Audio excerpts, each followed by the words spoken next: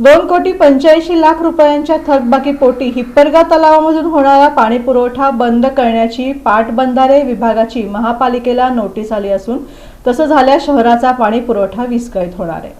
सोलापूर शहराच्या पाणी पुरवठ्यावर गंभीर संकट ओढवण्याची शक्यता निर्माण झाली आहे। सुमारे 2,85,00,000 रुपयांच्या थकबाकीमुळे पाटबंधारे विभागानं महापालिकेला नोटीस बजावली असून थकबाकी तत्काळ न भरल्यास हिप्परगा तलाव येथून होणारा पाणी पुरवठा बंद करण्याचा इशारा दिला आहे। दररोज 10 ते 12 MLD पाणी पुरवठा हिप्परगा तलावातून सोलापूर शहराला होत असतो। या पाण्यावर शहरातील जवळपास निम्म्या भागाचा पाणी पुरवठा अवलंबून आहे। त्यामुळे हा पुरवठा बंद झाल्यास शहरातील नागरिकांना मोठ्या पाणी टंचाईला सामोरं जावं लागू शकतं। 2 वेळा नोटीस तरीही थकबाकी महापालिकेकडून पाटबंधारे विभागाला नियमितपणे पाणीपट्टी अदा केली जाते।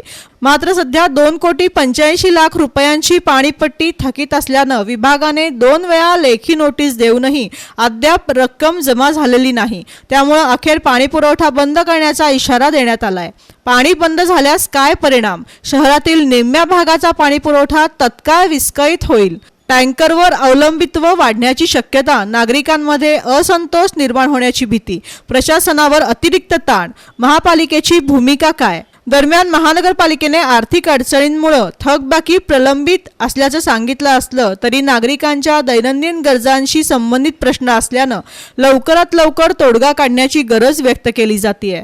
प्रशासनासमोर आव्हान, पाटबंधारे विभागाने स्पष्ट इशारा दिल्याने आता महानगरपालिकेवर थकबाकी तातडीने भरण्याचा दबाव वाढलाय।